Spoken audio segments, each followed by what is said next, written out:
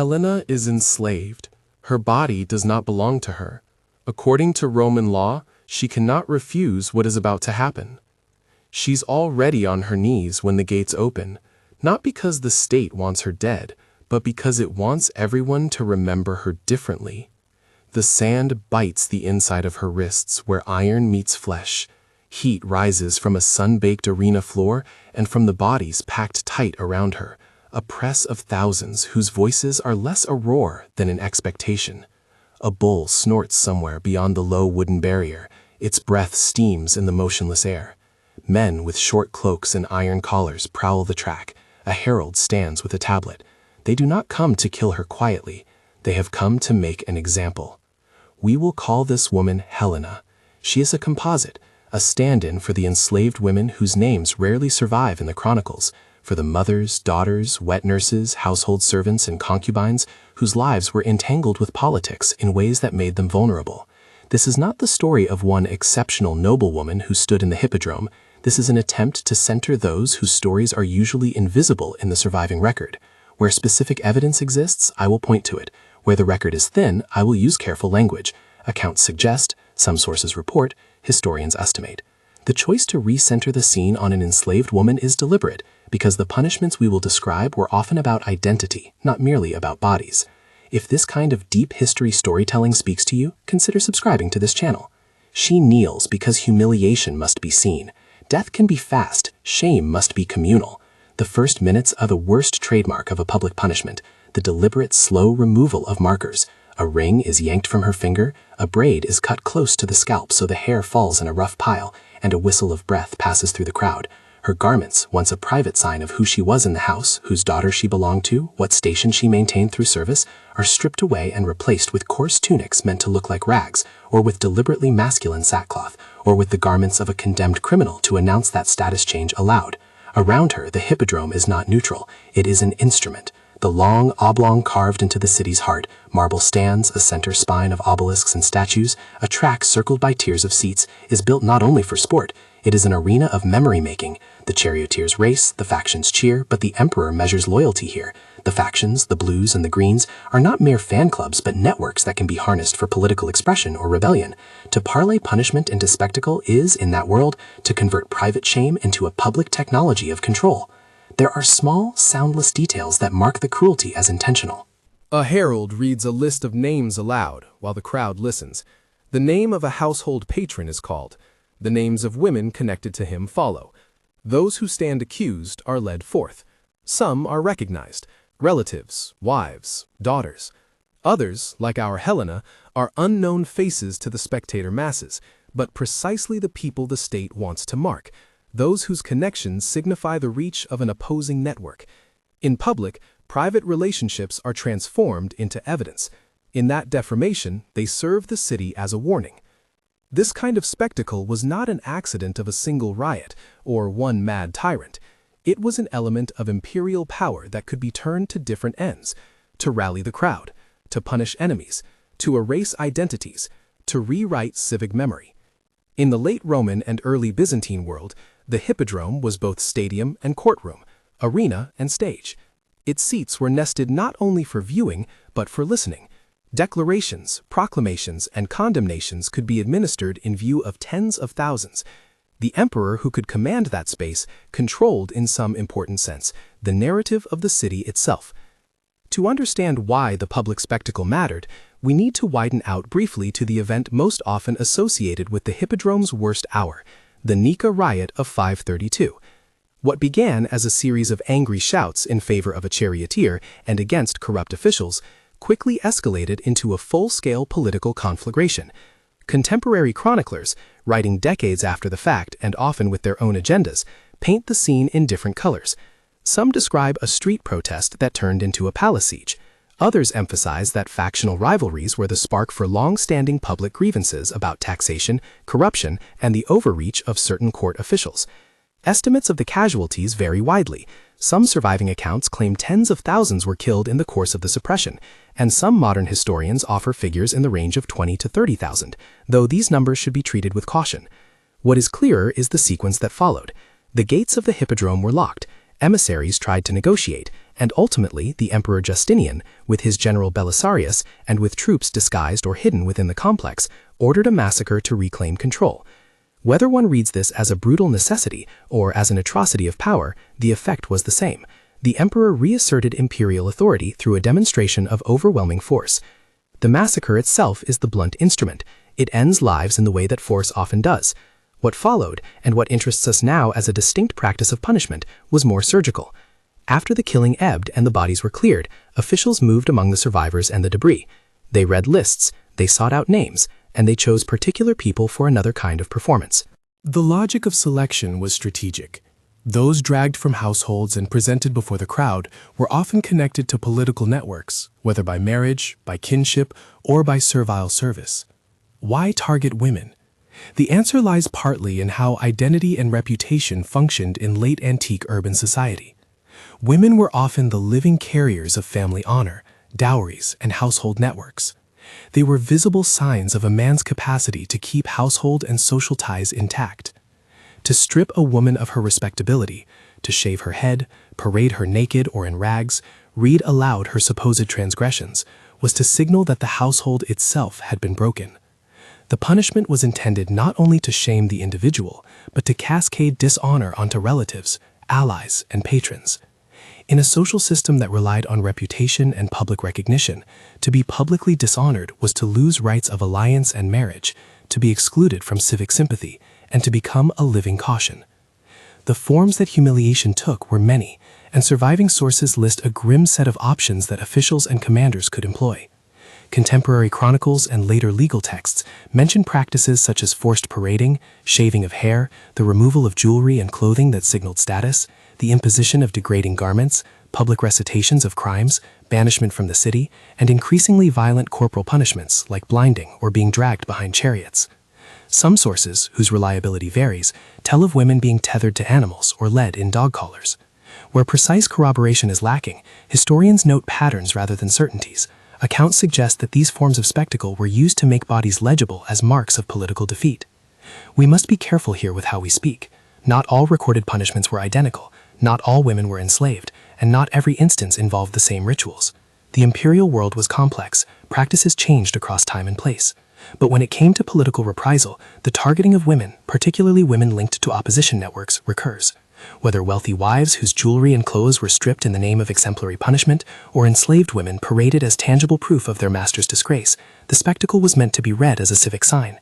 This household has been punished. This allegiance has been broken. Consider the immediate scene again. Helena, enslaved, bound, representative, is made to walk the track in front of the throne. A herald's voice carries over the packed stands, reading the name of her master as if she were an accessory to his crime. People who had never entered the household now know its shame. Her hair has been hacked short, her once fine garments replaced with coarse cloth.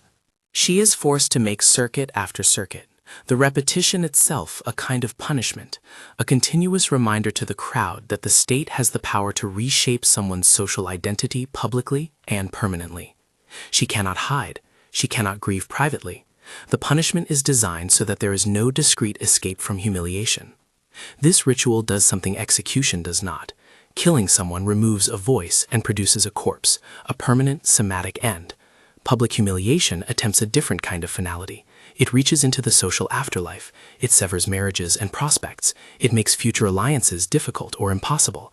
It reassigns inheritance and honor. It turns living relationships into liabilities. The punished person continues to breathe, but their capacity to function within social networks, the very fabric that supports survival in that society, is shredded. Social death and legal death are not the same, but social death can be more enduring. The experience of enslaved women within this matrix deserves particular attention. Enslaved persons existed in a liminal legal space. Their bodies and labor belonged to others, yet their social presence could still carry political meaning. Enslaved women were often visible members of elite households. Their bodies, work, and status within that household sent signals about the household's wealth and honor. Thus, when officials wanted to punish a family or a faction, enslaved women were among the most accessible symbols. Dragging an enslaved woman through the streets, shaving her head, or parading her made an immediate visible statement about who had been defeated.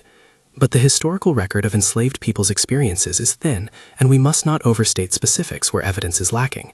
Surviving chronicles rarely record the names of enslaved women, and when they do, the details are often colored by the chronicler's focus on elite actors. That scarcity of detail is itself part of the story. The state's ability to erase or subsume certain lives into spectacle is both physical and archival. When a woman like Helena appears in a source, she often does so as symbol more than as person. Historians must read between the lines, looking at legal codes, court cases, and narrative accounts to piece together patterns.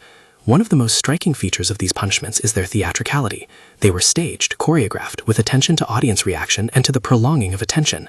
A public shaming needed time. The longer the spectacle, the deeper the impression. The crowd is asked to participate not merely as spectator but as witness to the reconfiguration of civic order. In that way, humiliation becomes an act of theater where the audience is complicit in the reinforcement of power. The message that echoes through the tiers of the hippodrome is not only "we punished X," but also "we can turn anyone into a warning." There is a political logic to that calculus. Execution removes a rival who might act again. Public humiliation removes the social scaffolding that sustains networks of influence. A master who loses his wife, whose daughters cannot be married into loyal alliances because their honor has been publicly questioned, faces a more durable weakening of influence than one whom the state merely kills. Political control often requires more than the removal of bodies. It requires the demobilization of relationships, the contagion of fear, and the rewriting of communal memory. The mechanics of selection also reveal important dynamics about gender and status. Officials sometimes made lists of people who should be humiliated, and those lists were not neutral. They read like a map of social connections, names of household members, freedmen who managed finances, wives who brokered alliances, female kin who served as living testimonies to male authority. In some recorded cases, the punishment of women was explicitly meant as punishment of the men around them. Chroniclers note with pointed emphasis when a man's wife or daughter is exposed and paraded, as if the shame inflicted on the woman was a sign of the man's failure or guilt. To be shorn of hair, stripped of status, and publicly branded is to be rendered legible in a new way. The state turns what used to be intimate, clothing, jewelry, bodily markers, into public text. The body speaks a new story. In that new story, there is no middle ground. A woman who is paraded in a degrading state is read as morally compromised, and that mark does not wash away easily. Unlike death, which closes the book, social erasure writes a different kind of sentence: continual exposure.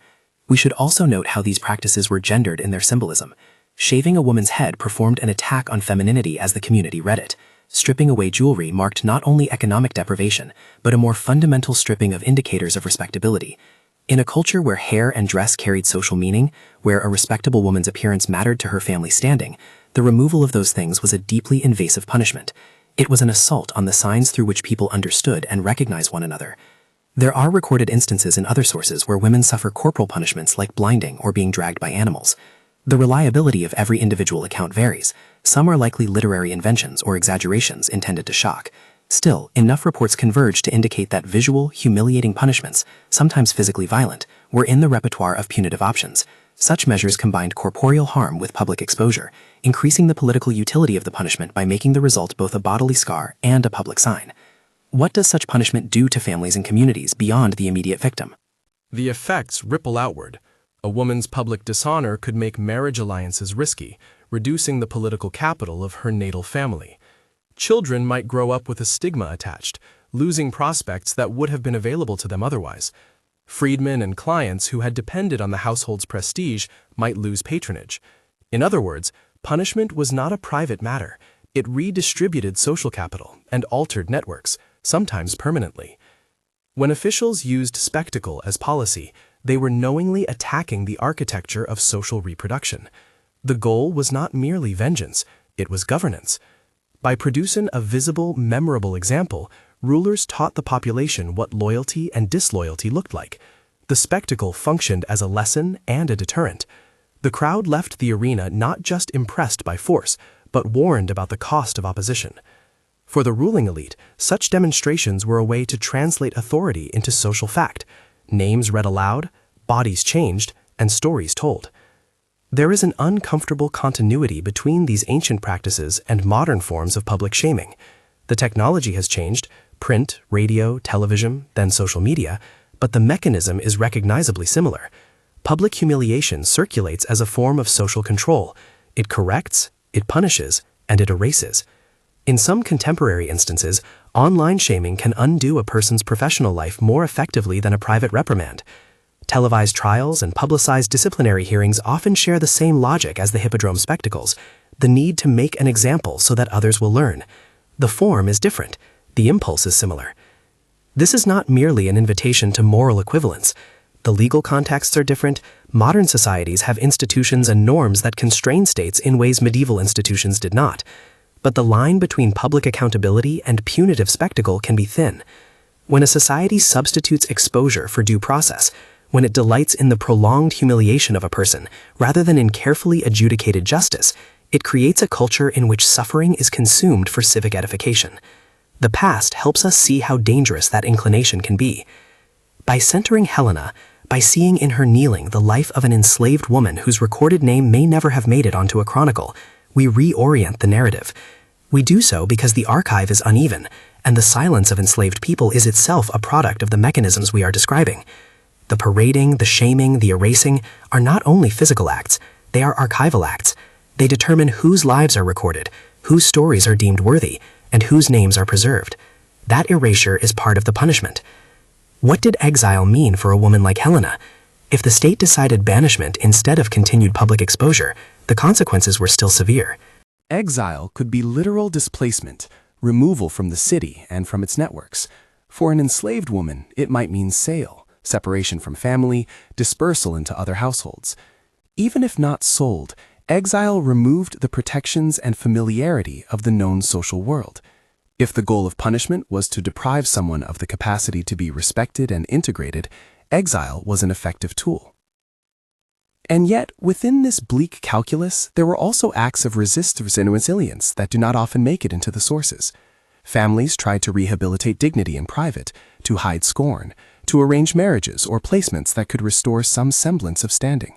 Enslaved people found ways to reconstitute networks in new places. The same public stage that could erase a person also had the perverse potential to make their story visible in a different register. An individual could, in some cases, become a figure for pity or sympathy that undermined the intended lesson. The crowd's reaction was not monolithic. Spectators could be cruel, but they could also be moved. When we ask whether humiliation was worse than death, we must specify what we mean. If worse is measured by intensity of suffering in a single moment, execution can be more violent. If worse means the long-term destruction of social life, the permanent loss of identity, reputation, and community, humiliation can be more devastating. Social death, the removal of rights, relationships, and recognition, can outlive physical death in its consequences for families and the memory of a person. The rulers who employed these methods understood that. They were not merely exercising cruelty for its own sake, they were crafting political tools. The spectacle of shame allowed the state to do what a sword sometimes could not, to unravel the social ties that gave opponents their power. In an empire organized as much by patronage and reputation as by law, to strip a person of social recognition was to dismantle part of the political ecosystem that sustained opposition. The lingering question is both historical and ethical. How do we remember such actions, and how do modern societies avoid repeating their logic? Memory is political. What gets remembered is often the outcome the powerful want recorded, not the lives erased, but the triumph of order. But by reconstructing scenes like Helena's, and by acknowledging that many such people remain anonymous in our sources, we can at least reframe the archive. We can see the hippodrome not only as a place of sport, but as a place where social power was publicly administered, often through humiliation. When a state turns human beings into signs, we are all diminished. The lesson stretches from late antiquity to the present. The means change, from shorn hair on a stadium track to videos shared across platforms in an instant. But the temptation to perform justice as spectacle remains. Recognizing that temptation is the first step towards resisting it. So when you watch modern public shaming unfold, whether in the newspaper, on a screen, or in the streets, ask, is the goal accountability, or is it to produce a warning? Is the punishment proportional, or is it designed to erase? Who benefits from turning a life into a cautionary tale, and who is lost in the process? Helena stands at the center of this question, kneeling in the sand with her wrists bound, as the crowd watches not simply a body, but an identity being rewritten. Her story, representative that we make her, asks us to think about the kinds of power we accept when we cheer at spectacles that humiliate. It asks us to consider the difference between justice and display. If this account moved you, please like, subscribe, and share this video so more people can see how states have historically used spectacle to shape memory, and how we might recognize and resist the arena when it reappears in our time.